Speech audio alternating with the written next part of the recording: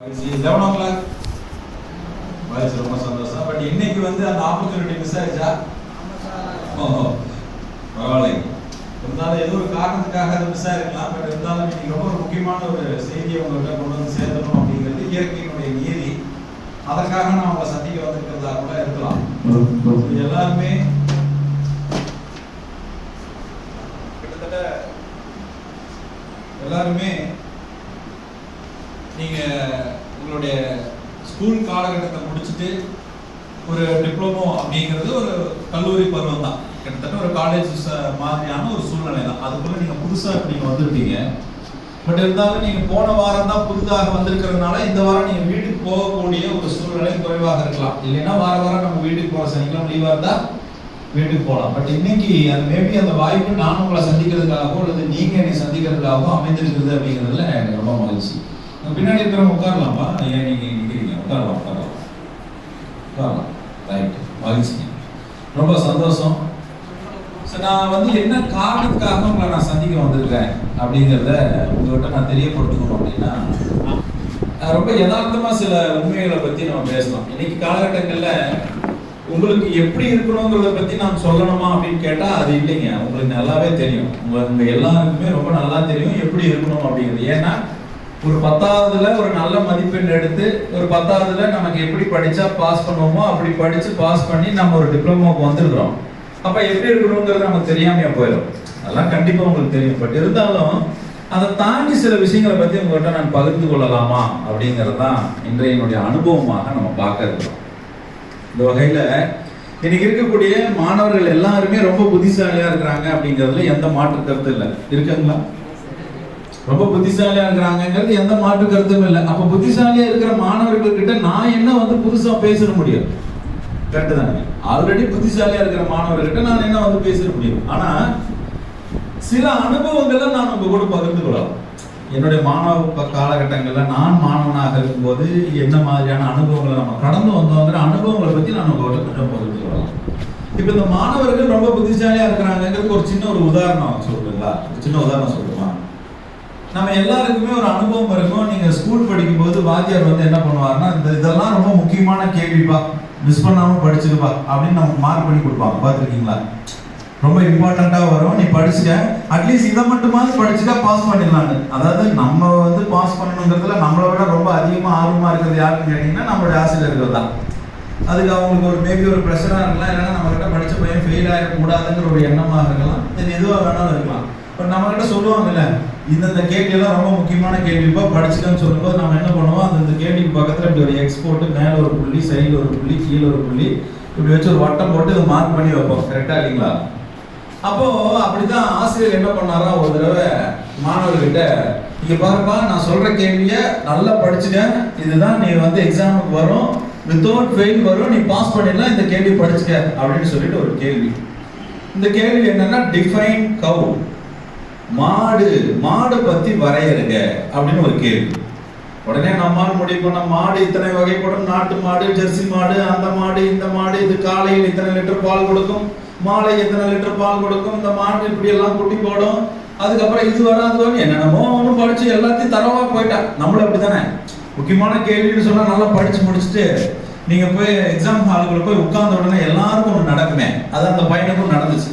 எல்லாருக்கும் என்ன நடக்கும்? எக்ஸாம் ஹாலுக்குள்ள போனோடனே சுத்தமா எல்லாம் மறந்து போகும், படிச்சது பூரா எல்லாம் மறந்து போகும். கரெக்டா இல்லைங்களா? எக்ஸாம் ஹாலுக்குள்ள போய் உட்கார்ந்தோம்னா அது அந்த ரோல் நம்பர் எல்லாம் தேடி கண்டுபிடிச்சு போய் நம்ம அந்த ஹால் எது, அந்த டெஸ்க் எது, அந்த டெஸ்க்ல நம்ம நம்பர் ஒட்டி இருக்கக்கூடிய பிளேஸ் எதுன்னு கண்டுபிடிக்கிறதுக்குள்ளே பாதி கண்டு போகும். நம்ம அங்க போய் தேடி கண்டு உட்காரும் போது என்ன நடக்கும்? எல்லாம் மறந்து போகும், படிச்சது பூரா மறந்து போகும். அப்படிதான் இந்த பையனுக்கும் மறந்து போச்சு. பட் இருந்தாலும் பரவாயில்ல, திடீர்னு நமக்கு கொஸ்டின் பேப்பர் வந்த உடனே எங்க இருந்தா வரும்னு தெரியுது, டக்கு டக்கு டக்கு டக்கு டக்குன்னு ஆன்சர் எடுக்கும். பார்த்துருக்கீங்களா? இந்த பாலாஜின்னு சொல்லிட்டு ஸ்டாண்டப் காமெடி பண்ணுவார், பார்த்துருக்கீங்களா?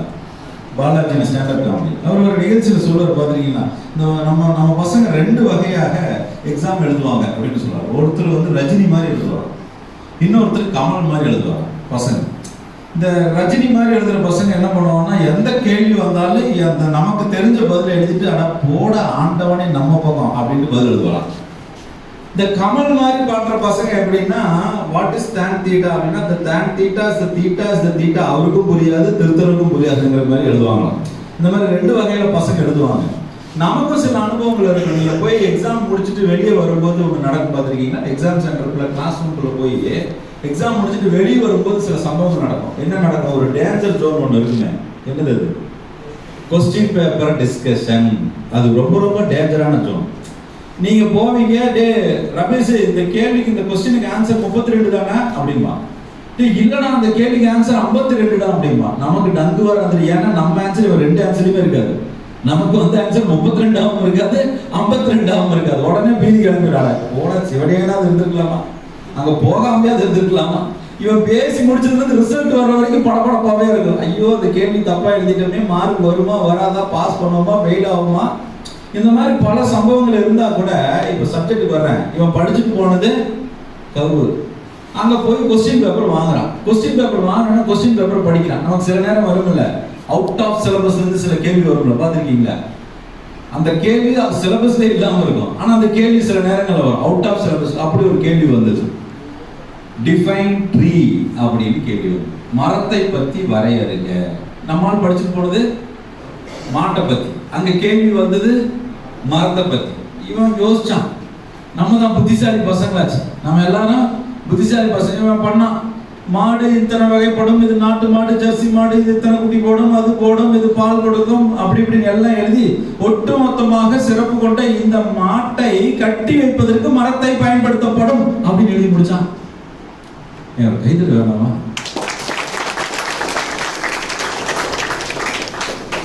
அப்ப இன்றைய மாணவர்களுடைய சிறப்பு என்னன்னா, என்னதான் சூழ்நிலை வந்தாலும் அதை கச்சிதமா கவி கொண்டு அதை எதிர்கொள்வதற்குண்டான சாம சூத்திரம் யாருக்கிட்ட இருக்குது? மாணவர்கிட்ட. அப்படிப்பட்ட ரகசியத்தை தெரிந்து கொண்ட உங்களிடம் நான் ஏதாவது சொல்ல முடியுமா? சொல்ல முடியாது.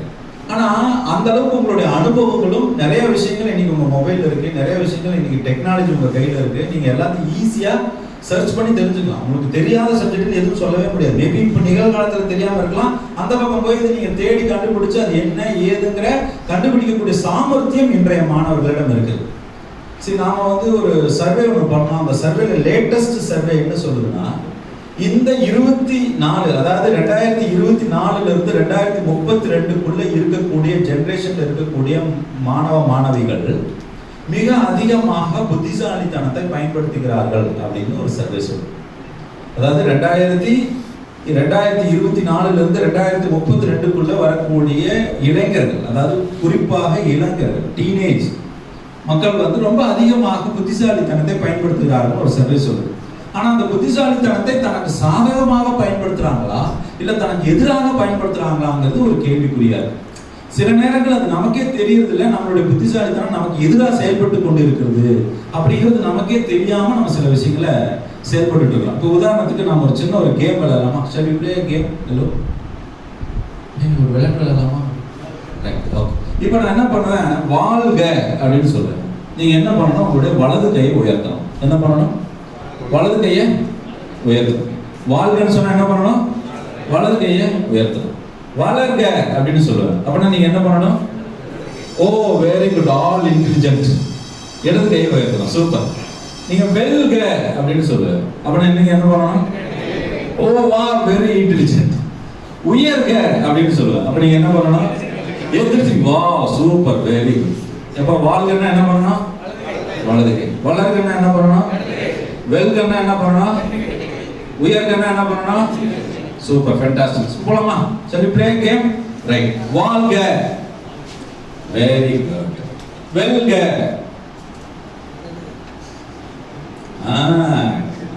வெல்கன்னா என்ன பண்ணணும்? ரெண்டு கை. இப்ப மறுபடியும் போலாமா? எல்லா கோட்டையும் அரிசி முதல்ல போடலாமா? ரைட். வாழ்க, வளர்க, வெரி குட். வெல்க, வெரி குட். உயர்க. அப்படி.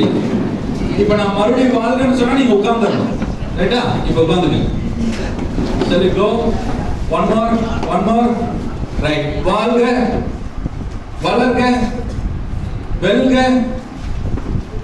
உயர்க. வாழ்க, உட்கார்ந்துங்க. உட்கார்ந்து வலது கை. வாழ்கன்னா வலது கை. ஓகே. வளர்க. வாழ்க. வளர்க. வாழ்க. வாழ்க. உயர்க. Very good. வாழ்க.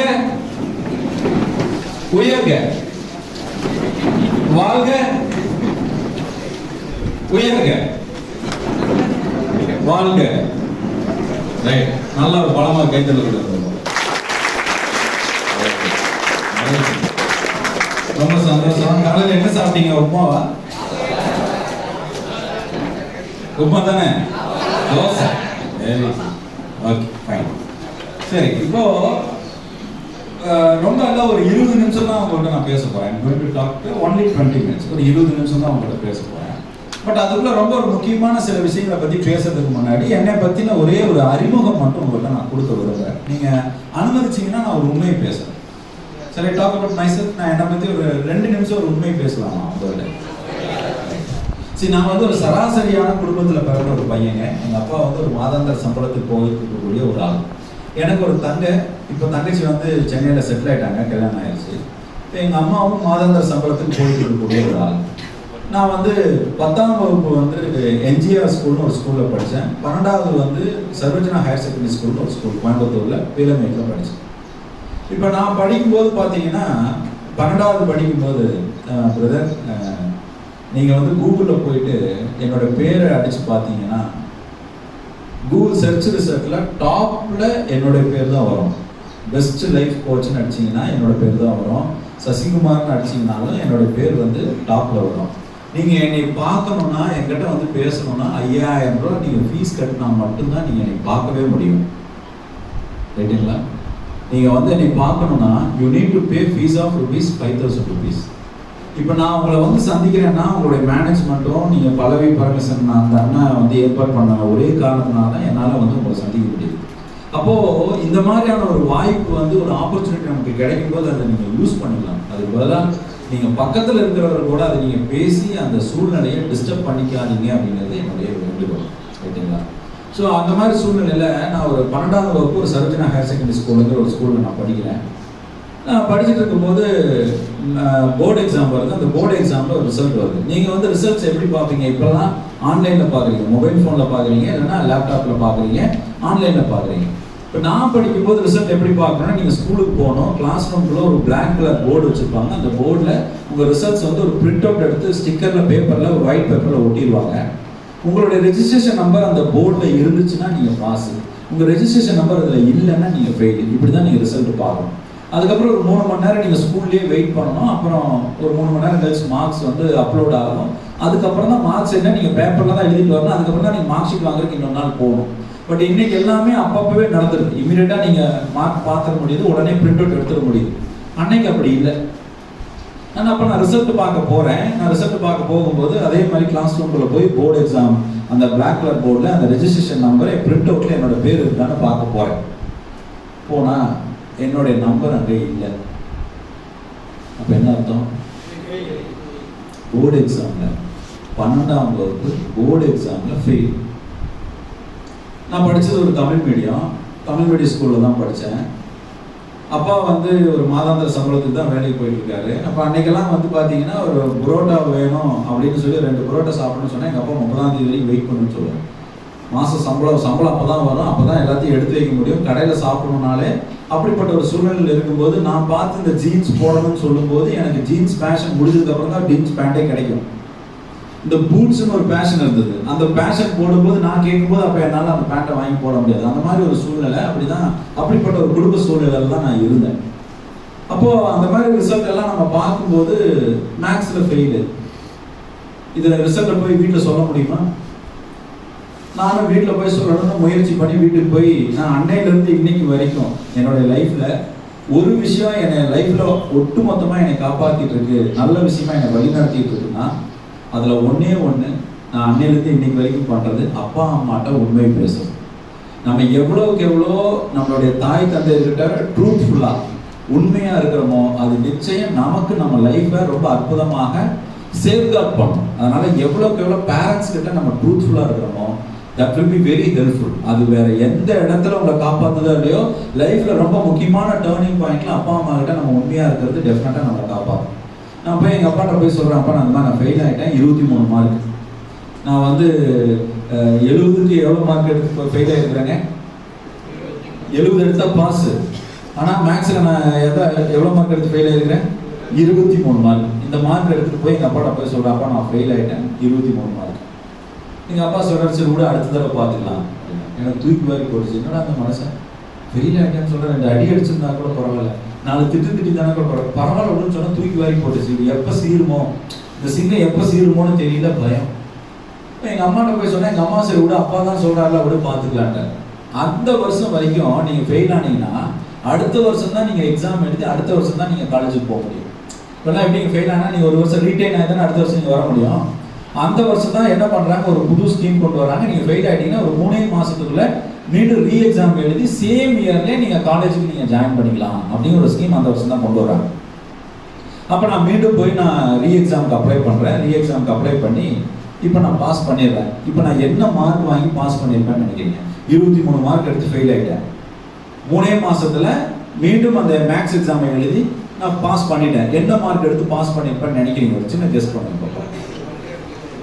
70ங்களா? 70 வந்து கொஞ்சம் கம்மியாக போட்டிங்க. இன்னும் கொஞ்சம் கெஸ் பண்ணுங்க. 190 வந்து கரெக்டான ஆன்சர். யார் சொன்னீங்க? Very good. அவருக்கு ஒரு கைதட்டு கொடுக்கலாமா? இப்போ பாருங்க, 23 மார்க் எடுத்து ஃபெயில் ஆனது யாரு? நான் தான்.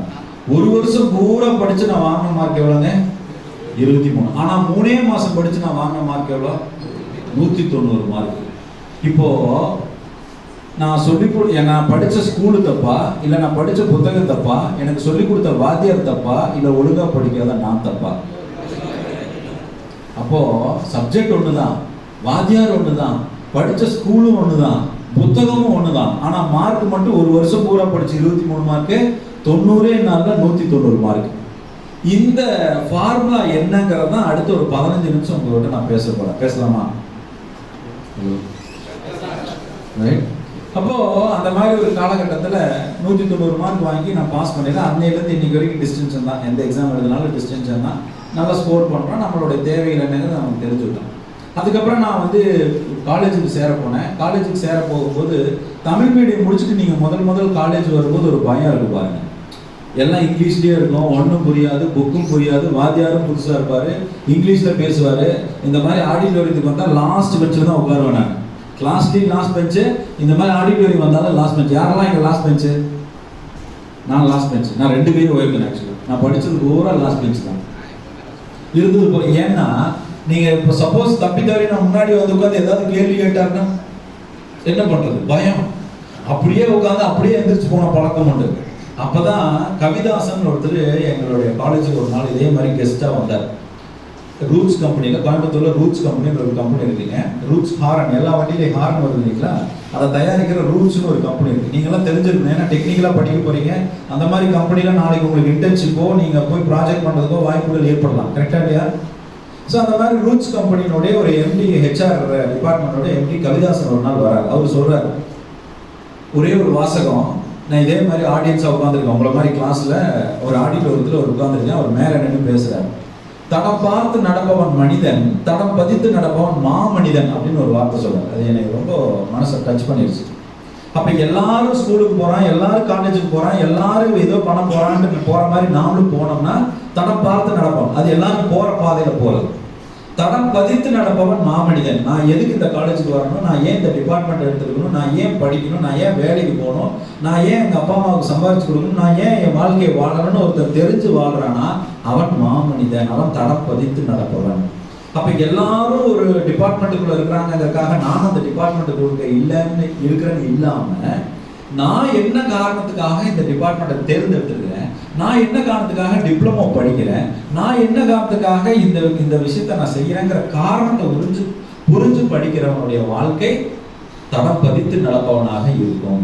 அப்போ நீங்கள் எல்லாருமே ஒரு காரண காரியத்துக்கு தான் நம்ம இங்கே வந்திருக்கிறோம், ஏதோ ஒரு காரணத்துக்கு தான் வந்திருக்கிறோம். அப்போ அந்த காரணம் என்னங்கிறத தெரிஞ்சுட்டு நம்ம நடைமுறைப்படுத்தும் போது we can get success in our life அப்படின்னு சொல்லி பார்க்கணும். அதில் ஒரு 3 விஷயம் இருக்குங்க. நான் ஒரு 3 ஃபார்முலா கொடுத்து முடிச்சிடறேன். மூணே 3 விஷயம் தான், மூணுமே இ, 3 இ. முதல் இ எக்ஸ்பீரியன்ஸ். முதல் இ என்னங்க? எக்ஸ்பீரியன்ஸ். ரெண்டாவது இ எக்ஸ்பெரிமெண்ட். ரெண்டாவது இ என்னங்க? எக்ஸ்பெரிமெண்ட். மூணாவது இ எக்ஸ்போனென்ஷியல். இந்த 3 இ மட்டும் மறந்துட வேண்டாம். நீங்க லைஃப்ல எப்பவுமே, இன்னைக்கு படிச்சாலும் சரி, நாளைக்கு நீங்க வேலை தேடினாலும் சரி, நீங்க லைஃப்ல நீங்க வேலை தேடி சம்பாதிக்கிறதுக்கு உண்டான ஒரு சூழ்நிலைக்கு போனாலும் சரி, நாளைக்கு லைஃப்ல நீங்க புதுசா ஒரு கண்டுபிடிப்பை கண்டுபிடிக்கணும்னாலும் சரி, 3 விஷயத்த மறந்துடாதீங்க.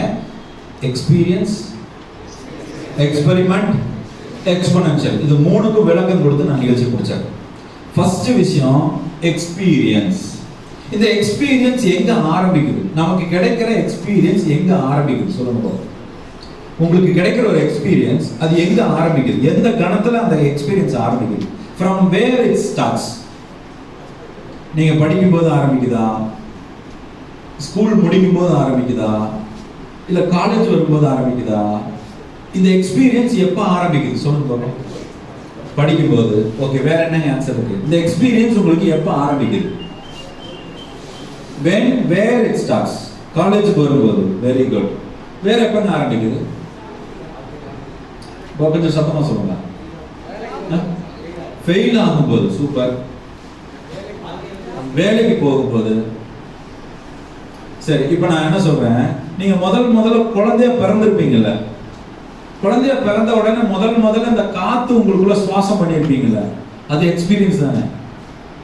ஹலோ, அம்மாவோட வயிற்றிலிருந்து நம்ம எல்லாரும் வெளியே வந்திருப்போம் இல்லைங்க? வந்த உடனே முதல் நம்ம எல்லாரும் அழுதுருப்போம்ல, அப்ப அது ஒரு எக்ஸ்பீரியன்ஸா இல்லையா? எக்ஸ்பீரியன்ஸ். நீங்க அம்மாவோட கருவறைக்குள்ள இருந்திருப்பீங்கல்ல, அப்ப சில சம்பவங்கள் நடந்திருக்கும்ல, நீங்க உணவு சாப்பிட்டது, அது ஒரு எக்ஸ்பீரியன்ஸ் தானே? ஹலோ, இப்ப நல்லா பாருங்க, நீங்க குழந்தை ஆரோக்கியமா இருக்கணும்னா நீங்க நல்லது சாப்பிடணும். இந்த அம்மா குழந்தைகிட்ட பேச சொல்லி சொல்றாங்க, இந்த மாதிரி ஏதோ சொல்றாங்க. அப்ப இந்த எக்ஸ்பீரியன்ஸ் எங்க ஆரம்பிக்குது? இந்த குழந்தையாக இருக்கிற பருவத்துக்குள்ளேயே ஆரம்பிக்குது. அப்போ உங்களுடைய அனுபவம் எப்ப ஆரம்பிக்குது? உங்களுடைய எக்ஸ்பீரியன்ஸ் எப்ப ஆரம்பிக்குதுன்னா, நீங்க பிறக்கும் போதோ காலேஜுக்கு போகும் போதோ இல்ல, நீங்க அம்மாவோட வயிற்றுல கருவாக உருவாகும் போதே உங்க எக்ஸ்பீரியன்ஸ் ஆரம்பிச்சிருச்சு. எப்ப ஆரம்பிச்சது? கருவாக உருவாகும் போதே ஆரம்பிச்சிருச்சு. இப்போ ஒரு உதாரணத்துக்கு சொல்றேன் கேளுங்க. நம்ம எல்லாரும் அம்மாவோட வயிற்றுல 10 மாசம் இருந்து தானே வந்தோம். 10 மாசம் இருந்தானே வந்தோம். அம்மாவோட வயிற்றுல நம்ம இருந்து வந்தது 10 மாசம். ஆனா பிறந்த நாள் மட்டும் 12 மாசத்துக்கு ஒரு தடவை கொண்டாடுறோமே, நியாயமாவே இல்லையே? கரெக்டா இல்லையா நான் கேட்கறது? எங்க அம்மாவோட வயிற்றுல 10 மாசம் தானேங்க, டோட்டல் கேரண்டீடு 10 மாசம் தானே. ஆனா நமக்கு பிறந்த நாள் மட்டும் ஏன் 12 மாசத்துக்கு ஒரு தடவை கொண்டாடுறோம்? நியாயமாவே இல்லையே சார்? நியாயமான கேள்விதான். ஆனா இது இந்த ஆங்கிள் நான் யோசிக்கவே இல்லையே. அங்க ஒரு காரணம் இருக்கு, நீங்க தெரிஞ்சுக்கணும் அந்த காரணத்தை. இப்ப நம்ம எல்லாருமே குழந்தையாக பிறந்துறோம். பிறந்ததுக்கு அப்புறம், அதாவது 10 மாசம் குழந்தையா இருந்து பிறந்துறோம். பிறந்ததுக்கு அப்புறம் தான் நமக்கு பேர் வைக்கிறாங்க. கரெக்டா? இப்ப நான் பிறந்ததுக்கு அப்புறம் சசியா இல்ல பிறக்கும் போதே சசியா? பிறந்ததுக்கு அப்புறம் தான். அப்ப நான் பிறக்கும் போது வெறும் குழந்தை தான். கரெக்டுங்களா? வெறும் பிண்டம் தான். பிறந்ததுக்கு அப்புறம் ஒரு 10 நாள் கழிச்சு சசின்னு பேர் வச்சுட்டாங்க. இந்த குழந்தைக்கு பேரு சசி, நீ உன் பேரு சசின்னு கூப்பிட்டா திரும்பணும், சசின்னு கூப்பிட்டா வரணும், இனிமேல் உனக்கு சசி, உன் பேரு சசி. இப்ப எது நடந்தாலும் அது யாருக்கு நடந்துச்சு? அந்த குழந்தைக்கு நடந்துச்சா இல்ல சசிக்கு நடந்துச்சான்னு கேட்டா என்ன சொல்லுவீங்க? சசிக்கு நடந்துச்சுன்னு சொல்லுவீங்க. அப்ப சசிங்கிறது இந்த பிண்டத்தினுடைய அடையாளம் தானே தவிர இந்த பிண்டம் சசி கிடையாது. புரிஞ்சுதா? புரியுங்க உங்களுக்கு? ஹலோ, இப்ப உதாரணத்துக்கு என் கை இருக்குங்க, இந்த கையை பிடிச்சி நான் கிள்றேன். இப்ப சசிக்கு வலிக்குதா, சசியோட உடம்புக்கு வலிக்குதா? கரெக்ட். இது சசி கிடையாது, சசியோட உடம்புக்கு தான் வலிக்குது. இப்ப சசி ஃபெயில் ஆனா, சசி படிச்ச இந்த பாடி, இந்த பதிவு ஃபெயில் ஆச்சான்னா சசி ஃபெயில் ஆகலைங்க. சசி என்ன மெமரியை கொண்டு வச்சாரோ அந்த மெமரி தான் இங்க ஃபெயில் ஆச்சு. ஹலோ, ரைட்டா இல்லையா? அப்ப நான் பிறந்ததுல இருந்து எதெல்லாம் நல்லது, நான் பிறந்ததுல இருந்து எதெல்லாம் கெட்டதுன்னு சொல்லி நான் பார்த்து பழகி என்னுடைய அனுபவங்களை நான் இங்க ஸ்டோர் பண்ணி வைக்கிறேனோ, இப்ப இந்த அனுபவம் தான் உங்க வாழ்க்கையை லீட் பண்ணிட்டு இருக்கு. நாம நம்ம லைஃபை லீட் பண்ணல. புரியுதுங்களா? ஹலோ, அப்ப நான் சசியா நினைச்சுக்கிட்டு என் வாத்தியார் என்ன சொன்னாரு, எங்க அம்மா என்ன சொன்னாங்க, எங்க அப்பா என்ன சொன்னாங்கன்னு சொல்லி நான் பார்க்கிற என்னுடைய அனுபவங்களுடைய பதிவுகள். நீங்க குழந்தையாக உருவானதுல இருந்து இந்த கணம் வரை, இந்த வினாடி வரை நீங்க என்னென்னலாம் அனுபவங்களை தூக்கி ஸ்டோர் பண்ணி உங்க மைண்ட்ல வச்சிருக்கிறீங்களோ, இந்த அனுபவத்தினுடைய வெளிப்பாடு தான் இப்போ உங்களுடைய லைஃபா இருக்கு. Is it right or wrong? Hello, இப்ப நம்ம எல்லாருமே ஒரு கிளாஸை கவனிக்கிறோங்க. ஒரே வாத்தியார் தான் கிளாஸ் எடுக்கிறாரு, ஒரே சப்ஜெக்ட் தான் எடுக்கிறாரு. ஆனா 70 பேர் இருக்கக்கூடிய வகுப்புல 70 பேருக்கு வித்தியாசமா புரியுது. கரெக்டா? அப்ப எதனால அந்த 70 பேருக்கு வித்தியாசமா புரியுதுன்னா, இவருடைய அனுபவம் வேறையா இருக்குது, அவருடைய அனுபவம் வேறையா இருக்குது, அவருடைய அனுபவம் வேறையா இருக்குது. அப்ப நான் சொல்றது அவர் ஏற்கனவே கேள்விப்பட்டிருந்தாருன்னா இவருக்கு ஈஸியா புரிஞ்சிடும். நான் சொல்றது அவர் ஏற்கனவே கேள்விப்படலைன்னா அவருக்கு ஈஸியா புரியாது. அப்ப எங்கிருந்து இவர் நல்லா படிக்கிறாரு, எங்கிருந்து இவர் மோசமா படிக்கிறாருன்னு சொல்ல முடியும்? அப்படி சொல்ல முடியுமா? ஹலோ, முடியவே முடியாது. அப்ப இந்த உலகத்துல யாருமே நல்லா படிக்கிற குழந்தைங்க, நல்லா படிக்காத குழந்தைங்க யாருமே கிடையாது. அனுபவத்தை பயன்படுத்தியவர்கள், அனுபவத்தை பயன்படுத்தாதவர்கள், ரெண்டே கேட்டகரி தான். ஹலோ, இப்ப சொல்லுங்க, நான் ஃபெயில் ஆனா இல்ல எனக்கு கிடைச்ச அனுபவத்தை நான் பயன்படுத்த தவறியனா? அவ்வளவுதான். அப்ப இன்னைக்கு நான் எனக்கு ஒரு சப்ஜெக்ட் டஃப்பா இருக்குது, மேத்ஸ் ஒன்றும் புரியல, எனக்கு இந்த சப்ஜெக்ட் படிக்கணும்னு பயமா இருக்குதுன்னா நான் பயப்பட வேண்டிய அவசியமே இல்லை. என் அனுபவம் நான் இன்னும் அப்ளை பண்ணாம இருக்கிறேன், அவ்வளவுதான். ஹலோ, கரெக்டா இல்லையா? அப்ப எந்த ஒரு சப்ஜெக்டும் எனக்கு டஃப்னு கிடையாது, எந்த ஒரு வேலையும் எனக்கு கிடைக்காம போயிடும் கிடையாது. அந்த வேலையை கிடைப்பதற்கு தரமாக நான் இன்டர்வியூல பெர்ஃபார்ம் பண்ற அனுபவத்தை நான் பயன்படுத்தாமல் இருக்கிறேன். அதனாலதான் எனக்கு வேலை கிடைக்கல, அதனாலதான் அந்த சிலபஸ்ல அந்த செமஸ்டர்ல என்னால ஸ்கோர் பண்ண முடியல. கரெக்டா இல்லையா? அவ்வளவுதானே. அப்ப நீங்க ஒவ்வொருவருமே புத்திசாலி தானே? நான் சொன்னது உண்மைதானே? உண்மையா இருந்தா கைதட்டலாம் தானே? அப்ப இங்க எப்படி வேறுபடுத்த முடியும்? நீ ஒழுங்கா படிக்கிற, ஒழுங்கா படிக்கல அப்படின்னு யாரையும் இங்க வேறுபடுத்துவதற்கு உரிமையே கிடையாது. நான் என்னுடைய திறமையையும் என்னுடைய அனுபவத்தையும் இன்னும் அதற்கு ஏற்றவாறு பயன்படுத்தாமல் இருக்கிறேன், அவ்வளவுதான். அப்ப அதை பயன்படுத்தினீங்கன்னா உங்க வாழ்க்கை ரொம்ப அற்புதமா மாறும். அப்போ நீங்க படிச்சதுனால பாஸ் பண்ணல, உங்கள் அனுபவத்தை பயன்படுத்தியதுனால தான் பாஸ் பண்ணீங்க. கரெக்டா இல்லையா? அப்ப நீங்க படிச்சதுனால உங்க லைஃப், நீங்க படிச்சதுனால உங்களுடைய லைஃப் பிரமாதமா மாறல, உங்களுடைய அனுபவத்தை பயன்படுத்தியதுனால மட்டும்தான் உங்களுடைய வாழ்க்கை பிரகாசமாக மாறுது. அப்ப ஃபர்ஸ்ட் விஷயம் லைஃப்ல எப்பவுமே நீங்க படிச்சாலும் சரி, படிக்கலனாலும் சரி, பிளேயர் ஆனாலும், ஒரு கேம் வந்து ஒரு பேஸ்கெட் பால் பிளேயரா இருக்கலாம், ஃபுட்பால் பிளேயரா இருக்கலாம், நீங்க ஒரு மியூசிஷியனா இருக்கலாம், நீங்க ஒரு யூடியூபரா இருக்கலாம், நீங்க ஒரு ஆர்டிஸ்டா இருக்கலாம், நீங்க ஒரு நடிகனா இருக்கலாம். எதுவாக இருந்தாலும் உங்களுக்கு கை கொடுப்பது உங்களுடைய அனுபவம் தான். இப்ப இந்த அனுபவத்தை தான் நீங்க இங்க வந்து காலேஜ்ல வந்து எடுக்க வந்திருக்கீங்க. அப்ப இங்க படிக்க வரல. we didn't came here but to read. அனுபவத்தை தானே கற்றுக்கொள்ள வந்திருக்கிறோம் காலேஜுக்கு. அப்ப அந்த அனுபவத்தை நீங்க எங்கெல்லாம் கத்துக்கலாம், அந்த அனுபவத்தை எப்படி எல்லாம் நீங்க எடுத்துக்கலாம்னா, ஒரு ப்ரோக்ராம் கொடுக்குறாங்க, அந்த ப்ரோக்ராம் உங்களை ஆர்கனைஸ் பண்ண சொல்றாங்க. நீங்க ஆர்கனைஸ்க்கு முன்னாடி வந்து சீஃப் கெஸ்ட் வரவேற்கிறது, இந்த நிகழ்ச்சியை நடத்துறது, மாணவர்கள் கூட்டிட்டு வந்து உட்கார், இது எல்லாமே உங்களுக்கு அனுபவம் தானே? இதுதானே நாளைக்கு லைஃப்ல எனக்கு ஹெல்ப் பண்ணும். ஹலோ, ரைட்டா? அப்ப அந்த காலேஜுங்கிறது எதுக்காக? அனுபவங்களை அனுபவிப்ப கற்றுக்கொள்வதற்கு தானே தவிர வேற எதுவும் இல்லை. இப்போ உதாரணத்துக்கு காலேஜுக்கும் ஸ்கூலுக்கும் என்ன டிஃபரன்ஸ்? நீங்க காலேஜ் படிக்கிறதுக்கும் ஸ்கூல்ல படிக்கிறதுக்கும் என்ன வித்தியாசம் சொல்லுங்க பாப்போம். காலேஜுக்கும் ஸ்கூலுக்கும் என்ன வித்தியாசம்? சரி, எனக்கு இங்க பொறுத்த வரைக்கும் ஸ்கூலுக்கும் காலேஜுக்கும் வித்தியாசம் இருக்கிற மாதிரியே தெரியல. கரெக்ட்? நான் அப்படி ஒரு காலேஜில் தான் படித்தேன். எங்க வாத்தியார் வருவாருங்க, ஸ்கேல் இல்லைன்னா கிளாஸ் விட்டு வெளியே அனுப்பிச்சுடுவாருங்க. காலேஜில் பாருங்க, மணி அடிக்குது. ஸ்கேல் இல்லைன்னா வெளியே அனுப்பிச்சுடுவாரு, ரப்பர் இல்லைன்னா வெளியே அனுப்பிச்சுடுவாரு. எனக்கு சில நேரங்கள் டவுட் விட்டே, நான் படிக்கிறது ஸ்கூலா காலேஜா? யூனிஃபார்ம் ஒண்ணுதான் இல்லை, மற்றபடி எல்லாம் அப்படியே தான் இருக்குது. இங்க யூனிஃபார்ம் இருக்குது. சரி, ஸ்கூலுக்கும் காலேஜுக்கும் என்ன வித்தியாசம்னா, ஸ்கூலை பொறுத்த வரைக்கும் டெக்ஸ்ட் புக்ல என்ன இருக்குதோ அதை நீங்க அப்படியே எழுதணும் எக்ஸாம்ல. கரெக்டா?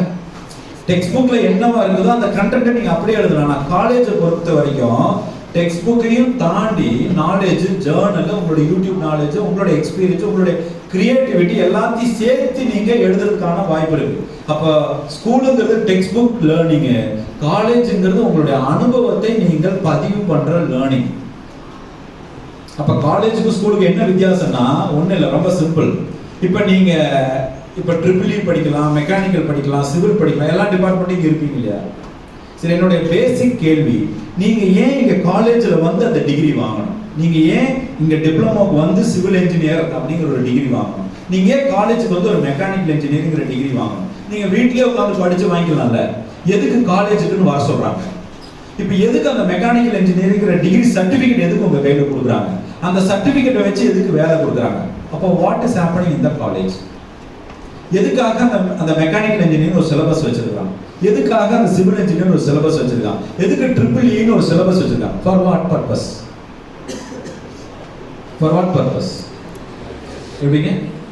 தெரிஞ்சுக்கிறதுக்கு. வேற என்ன? ஏதாவது ட்ரை பண்ணுங்க பார்ப்போம். கத்துக்கிறதுக்கு. ஓகே. இப்போ ஒரு மெக்கானிக்கல் இன்ஜினியர் நீங்க டிப்ளமோ படிச்சிருந்தீங்கன்னா உங்களுக்கு ஒரு சம்பளம் ஃபிக்ஸ் பண்றாங்களா? இதே மெக்கானிக்கல் இன்ஜினியர் பிஇ படிச்சிருந்தா ஒரு சம்பளம் ஃபிக்ஸ் பண்றாங்களா?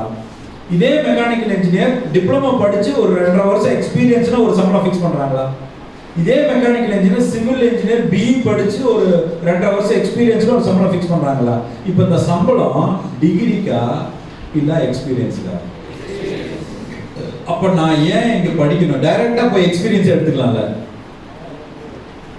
எங்க என் கேள்வி கரெக்டா இல்லையா? நான் வந்து ஒரு மெக்கானிக்கல் இன்ஜினியர் படிக்கிறேன், ஒரு ஃப்ரெஷரா போறேன், எனக்கு வெறும் 8,000 10,000 தான் சம்பளம் கொடுக்குறாங்க. அதே நான் வந்து டிப்ளமோ படிக்கிறேன், 2 வருஷம் எனக்கு எக்ஸ்பீரியன்ஸ் இருக்குது, எனக்கு ஒரு 15,000 20,000 சம்பளம் கொடுக்குறாங்க. அப்ப படிச்சதுக்கு சம்பளமா உங்க எக்ஸ்பீரியன்ஸுக்கு சம்பளமா? அப்போ வாட் இஸ் ஹேப்பனிங்? அந்த எக்ஸ்பீரியன்ஸை இங்கேயே நீங்க ஃப்ரெஷர்டே எடுக்க முடியுமா முடியாதா? எப்படி சொல்லுங்க? எப்படி? கரெக்டுப்பா, சொன்னது கரெக்ட். என்ன சொன்னீங்க? நாலேஜ். Very good. நாலேஜ் கூட இன்னொன்று சேரணும், 3 விஷயம் சேரணும். ASK என்னன்னு சொல்லுங்க பார்ப்போம். ASK 3 விஷயம் சேர்ந்தா நீங்க படிக்கும் போதே அந்த அனுபவத்தை எடுத்து நீங்க அந்த சம்பளத்தை நீங்க வாங்கலாம். அது என்னது 3 விஷயம்? ASK என்ன சொல்லுங்க பார்ப்போம். ஸ்கில். ஓகே, சூப்பர், கை தட்டலாம் அவருக்கு. S for skill. சூப்பர். கேவும் சொல்லிட்டார், நாலேஜ். இப்போ ஏ மட்டும் சொல்லணும் நீங்க. என்னங்க இங்கிலீஷ்ல சொல்லுங்க. அனுபவம். அங்கிருந்து ஒரு ஆன்சர் வந்துச்சே. கரெக்ட் பா. யார் சொன்னது? Very good. Attitude is the right answer. இப்போ 3 விஷயம் என்ன வேணுங்க? Attitude, skill, knowledge. இது 3 இருந்துச்சுன்னா நீங்க ஃப்ரெஷரா இருக்கும் போதே அந்த சம்பளத்தை வாங்கலாம். இப்போ நான் ஒரு எக்ஸ்பீரியன்ஸ் சொல்லட்டுமா உங்களுக்கு? shall I give you an example? இப்போ உதாரணத்துக்கு நான் வந்து படிச்சு முடிச்சதுக்கு அப்புறம் ஒரு காலேஜ் முடிச்சதுக்கு அப்புறம் MBA முடிச்சதுக்கு அப்புறம் நான் ஒரு HR மேனேஜரா நான் ஒரு கம்பெனில போய் ஜாயின் பண்றேன். அப்போ நான் வந்து ஃப்ரெஷர். MBA முடிச்ச உடனே எனக்கு சம்பளம் வந்து 4,500 ரூபாய். என்னுடைய முதல் சம்பளம் 4,500 ரூபாய். நான் ஒரு HR மேனேஜரா நான் போய் ஜாயின் பண்றேன். நல்லா கவனிக்கணும், இந்த சீனை நீங்க நல்லா கவனிக்கணும். நான் MBA படிக்கிறேன், மேக்ஸ்ல 12th ஃபெயில் ஆன பையன், அதே இயர்ல பாஸ் பண்ணி MBA படிச்சாச்சு. MBAல நான் வந்து டிஸ்டிங்ஷன்ல பாஸ் பண்ணிடுறேன். பாஸ் பண்ண உடனே நான் முதல்ல போய் நான் வேலைக்கு சேர்றேன். வேலைக்கு சேர்ற இடத்துல 4,500 தான் சம்பளம். ஆனா என்னுடைய கேம்பஸ் இன்டர்வியூல 3 பேங்க்ல நான் செலக்ட் ஆனேன். 50 நாள்ல என்னுடைய சேலரி வந்து 4,500 ரூபாய்க்கு நான் சேர்ந்துட்டேன். இப்போ கொஞ்சம் கவனிங்க. MBA படிச்சு முதல்ல ஃப்ரெஷரா போகும்போது 4,500 ரூபாய். இப்போ அதே MBA படிச்சு ஒரு 2 வருஷம் அனுபவம் வச்சு வேலைக்கு போனாலும் அவரோட சம்பளம் எவ்வளவா இருக்கும்? கண்டிப்பா அதோட அதிகமா தானே இருக்கும். இப்போ அதே MBA படிச்சு ஒரு 10 வருஷம் அனுபவத்தோட போய் வேலைக்கு போனாலும் அவரோட சம்பளம் அதிகமா தானே இருக்கும். இப்போ நான் என்ன பண்றேன்? முதல்ல போறேன், 4,500 என்னுடைய சம்பளம். 3 மாசத்துல நான் என்ன பண்றேன்? அந்த கம்பெனியினுடைய ப்ரொடக்டிவிட்டி அப்படியே டபுள் ஆக்கிட்டேன். கோயம்புத்தூர்ல மேக்ஸ் ஆல்விக்ஸ்னு ஒரு பிரைவேட் லிமிடெட் கம்பெனி, கிணத்துக்கடவுல தான் நான் ஜாயின் பண்ணேன். ஒரு 80 பேர் ஒர்க் பண்ண கம்பெனி. அப்போ அதுக்கப்புறம் நாங்கள் ஒரு 500 பேர்த்த ரெக்ரூட் பண்ணோம். அதில் எம்ப்ளாயிஸை வச்சு ஹையஸ்ட் ப்ரொடக்டிவிட்டி நான் எடுத்ததுனால 3 மாசத்துல என்னுடைய சேலரி அப்படியே ட்ரிபிள் பண்ணிட்டாங்க. மை சம்பளம் has got into triple. 4,500 அது அப்படியே ட்ரிபிள் ஆயிடுச்சு. எப்படிங்க 3 மாசத்துல சம்பளம் எப்படி ட்ரிபிள் பண்ண முடியும்? Is it possible? ஆனால் அந்த நிறுவனம் எனக்கு செய்து கொடுத்தது. காரணம் என்ன தெரியுங்களா? கம்பெனியினுடைய ப்ராஃபிட்டை ட்ரிபிள் டைம்ஸ் நான் இன்க்ரீஸ் பண்ணி கொடுத்தேன். அது எப்படி ஒரு HR மேனேஜர் ப்ராஃபிட்டை இன்க்ரீஸ் பண்ண முடியும்? ஒரு HR மேனேஜர் ப்ராஃபிட்டை இன்க்ரீஸ் பண்ண முடியுமா? ஒரு மெக்கானிக்கல் இன்ஜினியராக இருந்தால் ப்ரொடக்ஷனை இன்க்ரீஸ் பண்ணலாம். ஒரு சிவில் இன்ஜினியராக இருக்காருன்னா ஒரு டெக்னிக்கலி இது பண்ணலாம். ஒரு ட்ரிபிள் படிச்சிருக்காருன்னா டெக்லி பண்ணலாம். HR மேனேஜர் எப்படிங்க ஒரு ப்ரொடக்ஷனை இன்க்ரீஸ் பண்ண முடியும்? HR மேனேஜர் எப்படிங்க ப்ராஃபிட்டை இன்க்ரீஸ் பண்ண முடியும்? நான் என்ன தெரியுமா பண்ணேன்? போன உடனே கம்பெனியினுடைய வேஸ்டேஜஸ் எல்லாம் குறைச்சேன். கம்பெனியினுடைய செலவு என்ன, கம்பெனியினுடைய டெப்ட் காஸ்ட் என்ன, எங்கெங்கெல்லாம் தேவையில்லாத செலவாயிட்டு இருக்குங்கிறது எல்லாத்தையும் குறைச்சேன். அடுத்த மாசமே 50% ப்ராஃபிட் இன்க்ரீஸ் ஆச்சு. இதுதான் நான் செஞ்ச காரியம். இப்போ இந்த அனுபவம் எனக்கு எங்க வந்ததுன்னா, நான் படிக்கும் போதே, MBA படிக்கும் போதே அது சார்ந்த அப்ளிகேஷனா நான் வந்து ஒர்க் பண்ணேன். பார்ட் டைம்ல நான் ஒர்க் பண்ணேன். MBA படிக்கும் போது ஈவென்ட் மேனேஜ்மெண்ட்ல ஒர்க் பண்ணது, அந்த ப்ராஜெக்டுக்குள்ள ஒர்க் பண்றது. அப்போ அந்த கம்பெனியில கொடுக்குற, அதாவது காலேஜில் கொடுக்குற ஒவ்வொரு ப்ராஜெக்டையும், காலேஜில் படிக்கிற ஒவ்வொரு சப்ஜெக்டையும் அன்னன்னைக்கே நீங்க அப்ளை பண்றதுக்கு பேரு அப்ளிகேஷன் நாலேஜ்னு பேரு. அதுக்கு பேரு அப்ளிகேஷன் நாலேஜ். இப்போ வித்தியாசம் புரியுதுங்களா? ஸ்கூல்ல படிச்சீங்கன்னா டெக்ஸ்ட் புக்ல இருக்கிறத அப்படியே படிச்சு எக்ஸாம்ல போய் எழுதுவீங்க, ஸ்கோர் பண்ணுவீங்க. காலேஜ் பொறுத்த வரைக்கும் மட்டும்தான் நீங்க என்ன படிக்கிறீங்களோ அதை நீங்க அப்ளை பண்ணுவீங்க. அதுக்கு பேரு அப்ளிகேஷன் நாலேஜ்னு பேரு. அதை இன்னைக்கு நீங்க வேலைக்கு போனீங்கன்னா எல்லா நிறுவனங்களும் ஆப்டிடியூட் டெஸ்ட் ஒன்று வைக்கிறாங்கல்ல. ஹலோ, தெரியுமா உங்களுக்கு? இது வரைக்கும் நீங்க நிறுவனம் பண்ணிட்டு இருந்ததெல்லாம் இனிமேல் பண்ண போறது இல்லை. இது வரைக்கும் உங்க நிறுவனம் என்ன படிச்சு வந்து வேலைக்கு போகிறது, நீங்க வேலைக்கு உங்களை எடுக்கிறதுக்கு என்ன பண்ணுவாங்கன்னா, இதுக்கு முன்னாடி IQ டெஸ்ட் ஒரு டெஸ்ட் வச்சுட்டு இருந்தான். இன்டெலிஜென்ட் பர்சன், உங்களுடைய காமன் சென்ஸை யூஸ் பண்றீங்களா, நீங்க உங்களுடைய இன்டெலிஜென்ஸ் நீங்க யூஸ் பண்றீங்களா அப்படின்னு இன்டெலிஜென்ட் பர்சன் டெஸ்ட் வச்சுட்டு இருந்தான். இனிமேல் அந்த நிறுவனம் அதை செய்ய போவதில்லை. இண்டஸ்ட்ரி குளோபல் ஜோன் 5.1 ஜோன் ஒன்று இருக்குங்க. அவங்க அதை இனிமேல் பண்ண போறதில்லைன்னு முடிவு பண்ணிட்டாங்க. ரெண்டாவது, உங்களுடைய எமோஷனல் கோஷனை டெஸ்ட் பண்ணிட்டு இருந்தா இப்ப அதுவும் பண்ண போறதில்லை. இப்ப பண்ண போறது ரெண்டு விஷயத்தை தான் டெஸ்ட் பண்ண போறாங்க இனிமேல். நீங்க படிச்சு முடிச்சு வேலைக்கு வரும்போது உங்ககிட்ட ரெண்டு விஷயத்த டெஸ்ட் பண்ணுவாங்க. உங்ககிட்ட டிகிரி இருக்கான்னு பார்க்க மாட்டான், பாஸ் பண்ணிருக்கீங்களான்னு பார்க்க மாட்டான், எல்லாம் பார்க்க மாட்டான். ஆனா 2 விஷயத்த டெஸ்ட் பண்ணுவான். அந்த 2 விஷயத்தை உங்களுக்கு டெஸ்ட் பண்றதுக்கு நீங்க பாஸ் பண்ணிருக்கணும். அது பேசிக் குவாலிஃபிகேஷன். 2 விஷயத்தை டெஸ்ட் பண்றதுக்கு நீங்க டிகிரி வாங்கியிருக்கீங்களான்னு பார்ப்பான். அது டிப்ளமோவா இருக்கலாம், என்னவா வேணா இருக்கலாம். ஆனா அந்த 2 விஷயத்தை டெஸ்ட் பண்றதுக்கே நீங்க டிகிரி வாங்கியிருக்கணும். அந்த டெஸ்ட்ல பாஸ் பண்றவங்களுக்கு தான் வேலை. அது 2 விஷயம் என்னன்னா, ஒன்னு காக்னிட்டிவ் கோஷன் CQ, இன்னொன்னு SQ ஸ்பிரிச்சுவல் கோஷன். இது 2 விஷயத்தை தான் இனிமேல் டெஸ்ட் பண்ண போறாங்க. அப்ப இந்த 2 விஷயம் எங்க இருந்து கிடைக்குதுன்னா, நான் சொன்ன அந்த 3 விஷயத்துல இருந்து கிடைக்குது.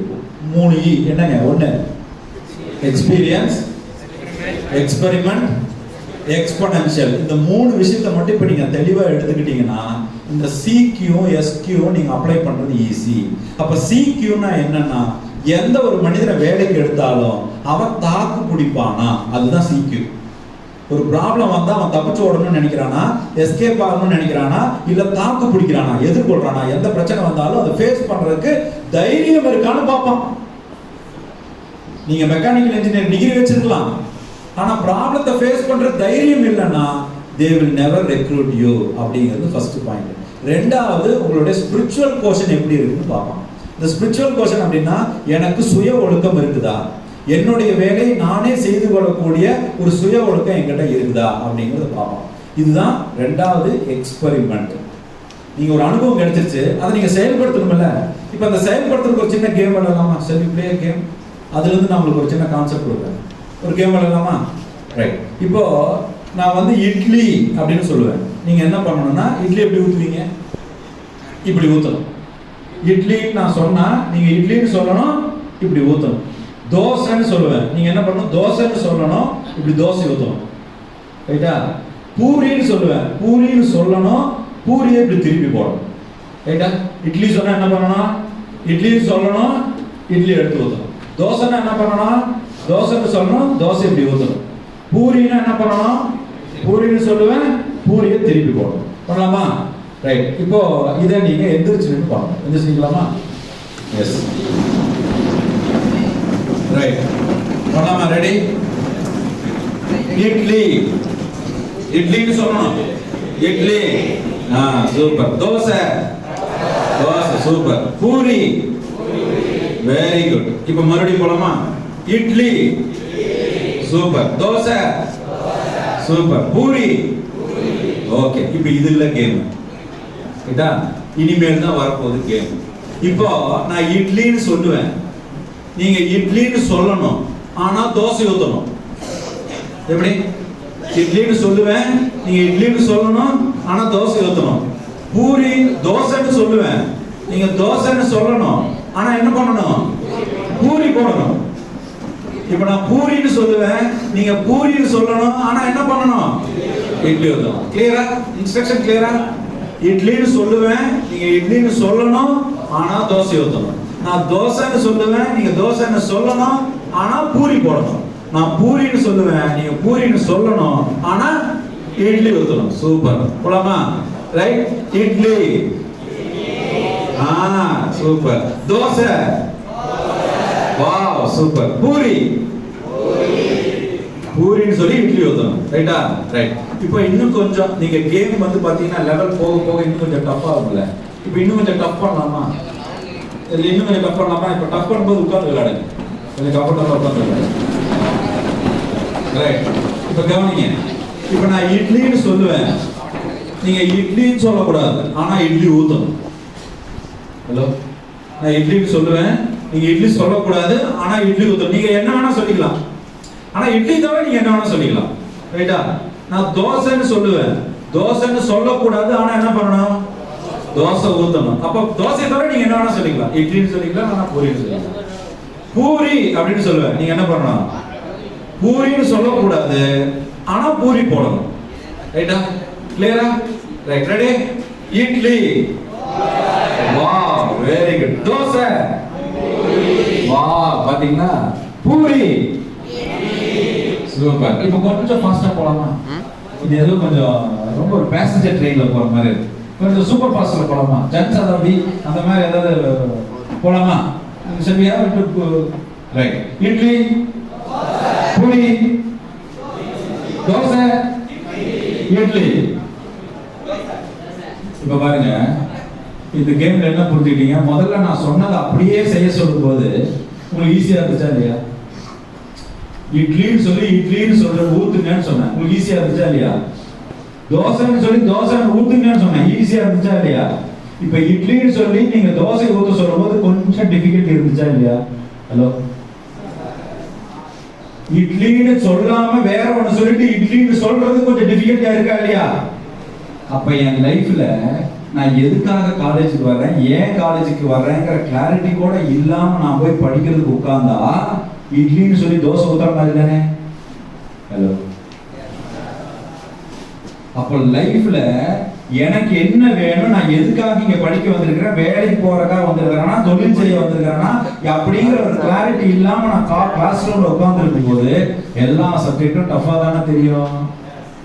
முதல்ல எனக்கு தெரியணும், எனக்கு இட்லின்னு சொல்லணுமா, இட்லின்னு சொல்லும் போது இட்லி ஊத்தணுமா, முதல்ல எனக்கு தெரியணும். அந்த மாதிரி நான் இன்னைக்கு என்ன டிபார்ட்மெண்ட்ல உட்கார்ந்துருக்கிறேன், என்ன சப்ஜெக்ட படிக்க வந்திருக்கிறேன், ஏன் படிக்க வந்திருக்கிறேன், வேலைக்கு போறதுக்காக வந்திருக்கிறேன்னா, தொழில் பண்றதுக்காக வந்திருக்கிறேன்னா, இல்ல எங்க அப்பாவோட தொழிலை பார்க்கறதுக்கு பேசிக்கா ஒரு டிகிரி வேணுங்கிறதுக்காக வந்திருக்கிறேன்னா, இல்ல என் நண்பன் இங்க வந்திருக்கிறேன்னா, இல்ல எனக்கு வேணுங்கிறவங்க இந்த ரோட்ல இருக்கிறாங்கிறதுக்காக வந்திருக்கிறேன்னா? ஹலோ, அப்போ இது எல்லாத்துக்கும் காரணம் என்னன்னா நம்மளுடைய மென்டல் பேட்டர்ன் தான், உங்க மைண்ட் செட் தான் முடிவு பண்ணுது. ஆரம்பத்துல நான் என்ன சொன்னேன், உங்களுடைய அனுபவம் தானே உங்க வாழ்க்கையை லீட் பண்ணுதுன்னு சொன்னேன். அப்ப அந்த அனுபவத்தை ஏற்படுத்துறது எது? உங்களுடைய மைண்ட் செட் தானே. இப்ப என் மைண்ட் செட் எவ்வளவு கிளாரிட்டியோட இருக்குதோ, என்னுடைய மென்டல் கிளாரிட்டி எந்த அளவுக்கு இருக்குதோ அந்த அளவுக்கு தான் எனக்கு ஒவ்வொரு விஷயமும் ஈஸியா இருக்குமே தவிர, என் மைண்ட் செட் தெளிவா என்னன்னா எல்லாமே டஃபா தான் இருக்கும். அப்ப இன்னைக்கு உங்களுக்கு சப்ஜெக்ட் டஃபா இருக்குன்னா சப்ஜெக்ட் டஃபா இல்ல, என் மைண்ட் செட் கிளாரிட்டியோட இல்ல. ஹலோ ஹலோ, இப்ப என்னால ஒரு சப்ஜெக்ட்ல மார்க் ஸ்கோர் பண்ண முடியலன்னா அது கஷ்டங்கிறதுனால இல்ல, என் மைண்ட் செட் கிளாரிட்டியா இல்ல. அப்ப எங்க அம்மாவை எனக்கு பிடிக்கலன்னா எங்க அம்மா தப்பு இல்ல, எனக்கு மைண்ட் செட் கிளாரிட்டியா இல்ல. எங்க அப்பாவை எனக்கு பிடிக்கலன்னா எங்க அப்பா மேல தப்பு இல்ல, எனக்கு மைண்ட் செட் கிளாரிட்டியோட இல்ல. என் வாத்தியார் எனக்கு பிடிக்கலன்னா வாத்தியார தப்பு இல்ல, வாத்தியார பத்தின என் மைண்ட் செட் கிளாரிட்டியோட இல்ல. ஹலோ, கிளியரா இல்லையா? எந்த பிரச்சனை வந்தாலும் கேர்ள் ஃப்ரெண்ட் பிரச்சனை மட்டும் நமக்கு வர்றதே இல்லை. ஏன்னா அதுல ரொம்ப தெளிவா இருக்கிறோம் நம்ம. கரெக்டா? அப்ப அதே தெளிவு நான் படிக்கிற சப்ஜெக்ட்லயும் நான் காலையில ஒவ்வொரு நாளும் ஸ்கூலுக்கு போகும்போது, காலேஜுக்கு போகும்போது, கிளாஸ் ரூமுக்கு போகும்போது என்னுடைய கிளாரிட்டி தான் என்னை லீட் பண்ணுதே தவிர வெறும் கான்ஃபிடென்ட்டும் என்னை லீட் பண்றது இல்லை. அப்ப கான்ஃபிடென்ட் முக்கியமா கிளாரிட்டி முக்கியமா அப்படின்னு கேட்டா என்ன முக்கியம்? கிளாரிட்டி தான் முக்கியம். இப்ப நீங்க ஒரு வீட்டுல இருக்கிறீங்க, ஒரு 10 வருஷமா ஒரு வீட்டுல இருக்கிறீங்க, அந்த வீட்டுக்கு முன்னாடி ஒரு ரோடு இருக்குது, வண்டிகள்லாம் போயிட்டு வந்துட்டு இருக்குது. நான் 10 வருஷமா அந்த வீட்டில் இருக்கிறேன், எந்த நேரம் எந்த வண்டி வரும்னு எனக்கு தெரியும்னு சொல்லிட்டு கண்ணை கட்டிட்டு ரோட்டை கிராஸ் பண்ண முடியுமா? இது கான்ஃபிடென்ட். இப்போ கான்ஃபிடென்ட்டோட ரோட்டை கிராஸ் பண்ணீங்கன்னா எந்த நேரம் வேணா என்ன வண்டி வேணா அடிச்சு போயிடும். அப்ப தெரிஞ்ச ரோடா இருந்தா கூட, தெரிஞ்ச ஊரா இருந்தா கூட, இங்கதான் வீடு இருக்குன்னு தெரிஞ்சா கூட செய்ய வேண்டிய இடத்துல கான்ஃபிடென்ட்டோட கிளாரிட்டி ரொம்ப முக்கியம். அப்ப நான் நல்லா படிச்ச சப்ஜெக்ட் தான் நினைச்சா கூட, தெரிஞ்ச சப்ஜெக்ட் தான் இருந்தா கூட கிளாரிட்டி ரொம்ப முக்கியம். அப்ப நான் எதுக்காக இங்க படிக்க வந்திருக்கிறேன், ஏன் படிக்க வந்திருக்கிறேங்கிற கிளாரிட்டி மட்டும்தான் என் லைஃபை என்னை லீட் பண்றதுக்கு உதவுமே தவிர, நான் ஏதோ படிச்சுட்டேங்கிற ஒரு கான்ஃபிடென்ட்டோ, என்னால செஞ்சிட முடியுங்கிற வெறும் கான்ஃபிடென்ட் மட்டும் என்னை லீட் பண்றதுக்கு உதவுவதில்லை. இது புரியுதுங்களா? இது எக்ஸ்பெரிமெண்ட். மூணாவது எக்ஸ்போனென்ஷியல். மூணாவது என்னது? எக்ஸ்போனென்ஷியல். இந்த எக்ஸ்போனென்ஷியல் அப்படிங்கிறது புரிதல்